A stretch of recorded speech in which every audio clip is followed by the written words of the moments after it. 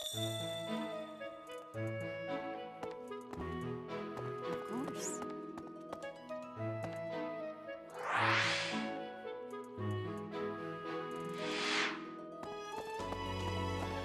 Huh? Of course. Once you have finished, come and speak with me. You there? Ha! I imagine you were a bit surprised that I recommended you as a professor here. Frankly, we had someone else in mind for the role, but they ran off during our dust-up with the bandits. Can't entrust students to someone who's abandoned them once before, huh? You saved the lives of the students you came across. That, at least, was admirable. Now, you should make the rounds. Go around the monastery and see that you greet everyone.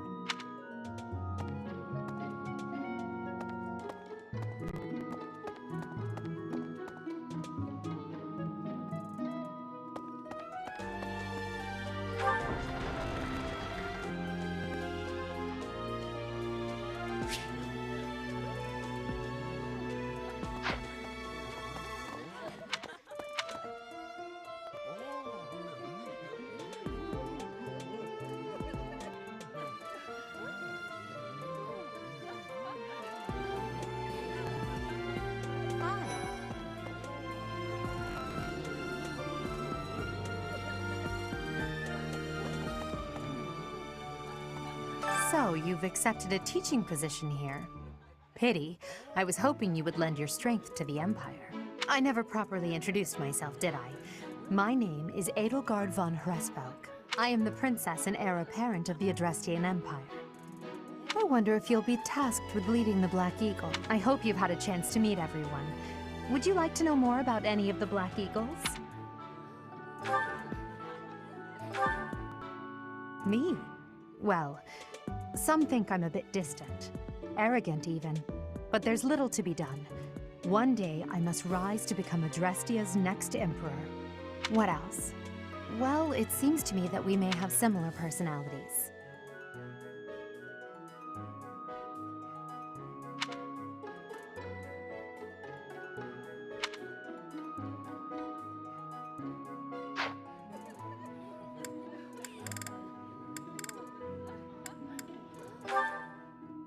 She's Count Varley's only daughter.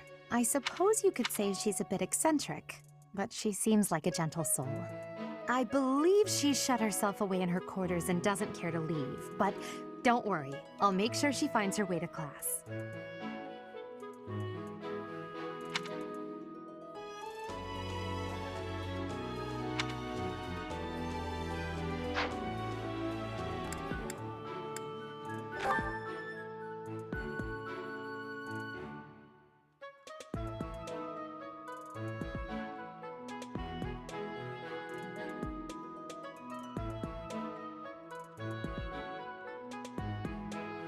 Few commoners have joined the Black Eagle House, but Dorothea is an exception.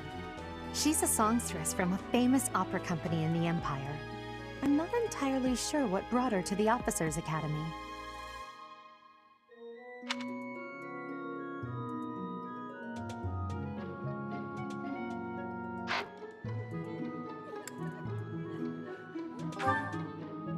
To the west of Fodlan is an archipelago called Brigid. Petra is the granddaughter of their king. Brigid is a vassal state of the Empire, which is how she came to be enrolled here. She's incredibly smart and studious.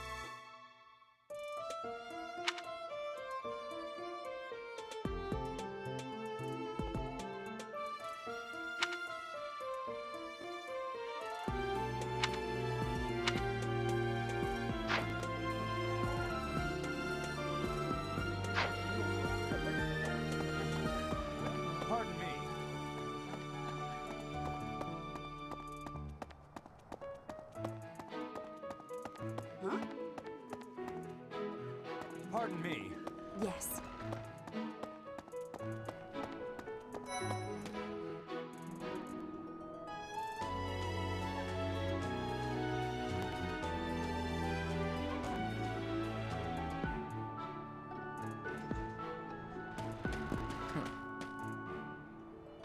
Well, scored a teaching gig here, did you?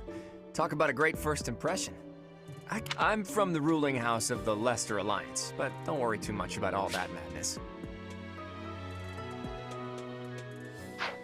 I'm guessing you don't know which class you'll be teaching yet, do you?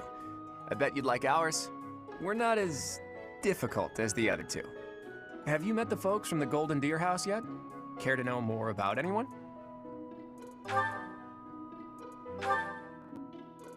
Piqued your interest, have I?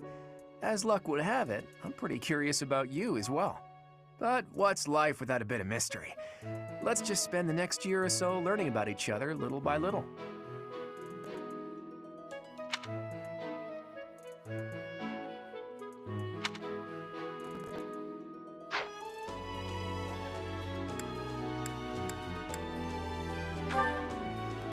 Lysithia is the daughter of Count Ordelia, and is probably the youngest student here. But watch out, she gets angry if you treat her like a child. As for me, I do it on purpose. You have to make your own fun in this place, you know?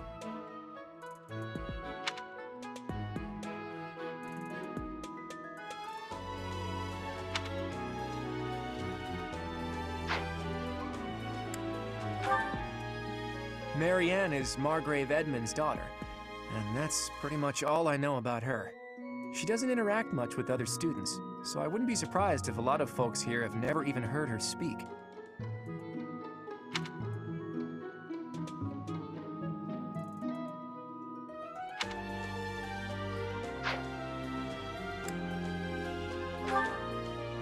Hilda is the only daughter of Duke Goneril. It seems her father and brother coddle her quite a bit. If you look up lazy in the dictionary, her picture won't be there because she never got around to submitting it. Not too unusual for a noble, I guess.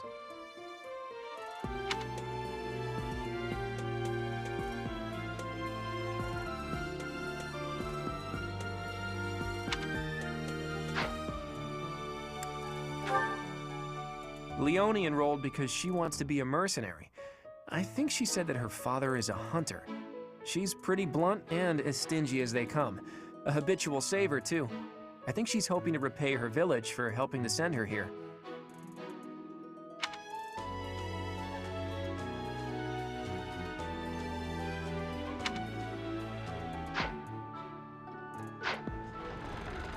Yeah. Right. Please accept my apologies for the other day. You came to our aid, yet I hadn't even the courtesy to properly introduce myself. I am Dimitri Alexandra Blathid, Crown Prince of the Holy Kingdom of Fargus. Of course, at the Academy, I am simply a student. And I've heard word that you are to become a professor here. Delightful news. I still have much to learn, but I'm confident I could benefit greatly from your guidance. In any case, welcome to the monastery. I hear you're investigating the different houses here. Did any of the Blue Lions catch your attention? Me? Oh, please forgive me. It's difficult to open up on the spot, don't you think? I'm afraid my story has not been a pleasant one. I do hope that doesn't color your view of me, but I understand if that can't be helped.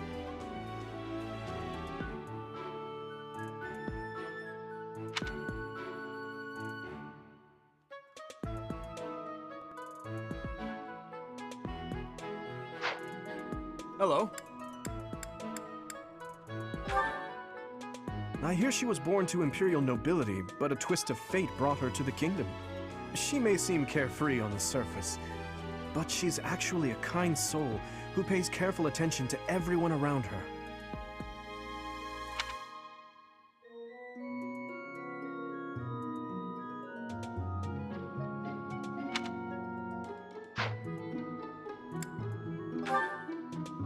Annette is Baron Dominic's niece. She is a talented student who scored extremely high marks at the Royal School of Sorcery. She's cheerful and hardworking. Brilliant, really. Though she can be a bit oblivious at times.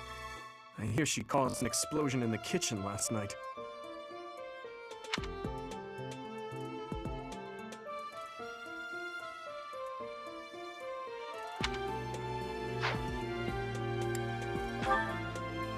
Ingrid is Count Galatia's daughter. She is also a childhood friend of Felix, Sylvain, and myself. She is diligent, industrious, and principled. In truth, she is more knightly than most knights you will ever meet.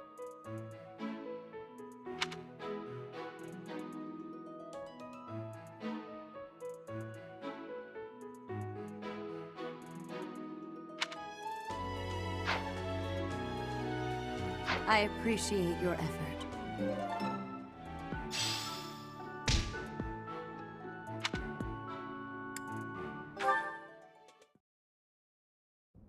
How are you enjoying your time at the Academy thus far? I hope you have found our halls brimming with the vitality of well-intentioned souls.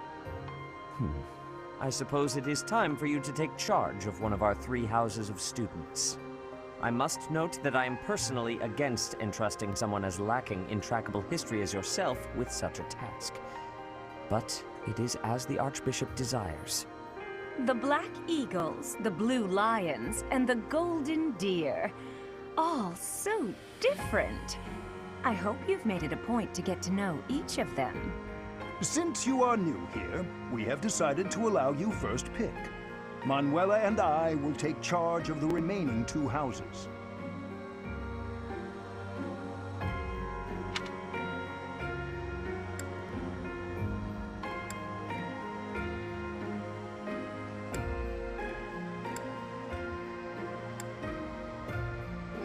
So you have chosen the Golden Deer led by Claude, correct? Your heart has made its choice then. All I ask is that you guide these open minds with virtue, care, and sincerity. They are all promising youths who bear the weight of Fodlan's future upon their shoulders. I hope you appreciate what an honor it is to lead them. Brother? Oh, I am so sincerely sorry. I did not mean to interrupt. I'm in the middle of something, Flame. Is it urgent? No, it's nothing. More importantly, who is this? This is our newest professor at the Academy. Oh my! A new addition to the Officers Academy! I am so very pleased to meet you, Professor. I am Sedith's little sister, Flame. I am so happy to make your acquaintance. Let us focus on the topic at hand. There is something you should be aware of. In a few days' time, there will be a mock battle between the 3 houses, intended to gauge the current progress of the students. We will be using this battle as an opportunity to ascertain your own abilities as well. Please do not disappoint the Archbishop. That is all.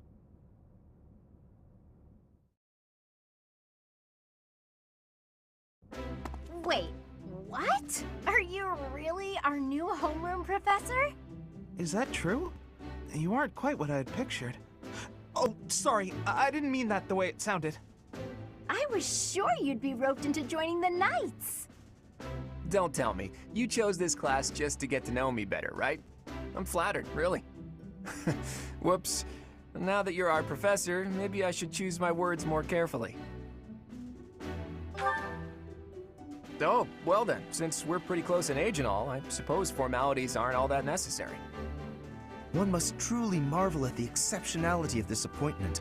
Becoming a teacher to students almost the same age as yourself. How unusual. I've heard you are a skilled mercenary, but I cannot shake my discomfort at your new position. Are you really as strong as they say? Let's see your biceps. I bet I packed on more muscle than you. I doubt that. Apparently our new professor was personally recommended by Alois, one of the Knights. As far as skill goes, I saw it with my own eyes. What's more, Teach here is the child of the most renowned former captain of the Knights of Saros. I heard. There's no way a child of the captain isn't worthy. It's simply not possible. The captain? Who are you talking about? Captain Geralt, of course. The most notable captain of the Knights of Saros and a peerless mercenary. Huh. It doesn't matter what you think of him. Captain Geralt deserves nothing but respect. Well, after working as a mercenary alongside a father figure such as he, I have high hopes for our professor. Just because someone is special doesn't mean their children are special too, Lysithia. Assuming that a child is going to be exceptional just because of their lineage is a bad idea. Don't you agree, Marianne? Well, we can find out for ourselves in battle. I can't wait to see what tactics you've learned from the captain. A battle? Shouldn't we have a welcome party or something first? I'll get the meat. How savage. I propose a nice conversation over tea instead. I am more than willing to procure some high-quality leaves. Tea? You can't get to know someone over tea. If there's no meat involved, it's not a party. Your common sensibilities are grating to my noble ears. Please quiet yourself. Sorry for the bickering, Teach. As you can see, the Golden Deer House is a rowdy bunch. We're not especially unified. You'll find nobles and commoners alike here, those who are dedicated to their studies alongside slackers. But hey, that just makes your life more exciting, right? I really hope you're looking forward to the year ahead as much as I am.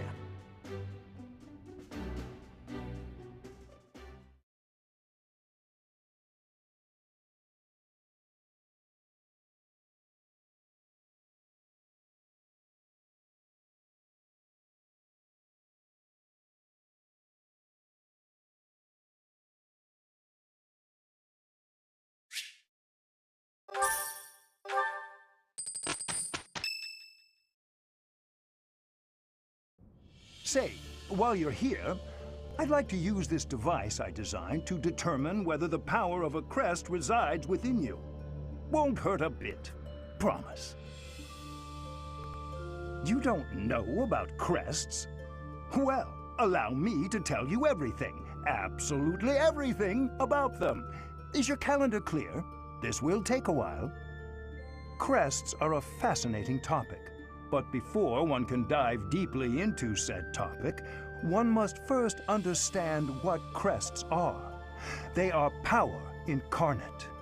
They are said to have been bestowed upon humans by the goddess countless ages ago. They exist within the flesh and are passed down through bloodlines. Those who carry crests may excel at magic, display exceptional strength, or any number of boons.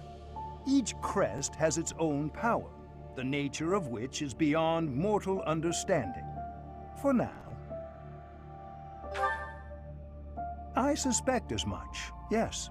But we won't know for sure unless I look into the matter. As I said, crests are passed down through the blood. However, just because someone carries a crest does not necessarily mean their descendants will inherit it as well. Only a scarce few descendants of a crest's bloodline end up inheriting that crest's power. Perhaps one of your ancestors bore a crest, and you just happen to inherit it. That is how a crest usually presents itself, after all.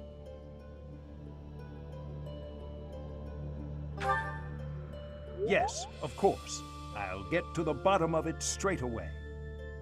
Now then, please go ahead and hold out your arm over this device here. What is this? A pattern I've never seen before. Is it possible an as yet undiscovered crest has been detected? To think there are still crests out there that even I am unaware of. How thrilling! Pardon my unrestrained jubilation. I have much to consider. You may leave now. I have more research to do in regard to this crest. Yes, so very much more research. But for now, your work here is done. What could this line here be indicating? Perhaps it represents a lack of symmetry. Or perhaps... What in the world? Oh, I see. It may be connected to that, but to a greater degree than usual.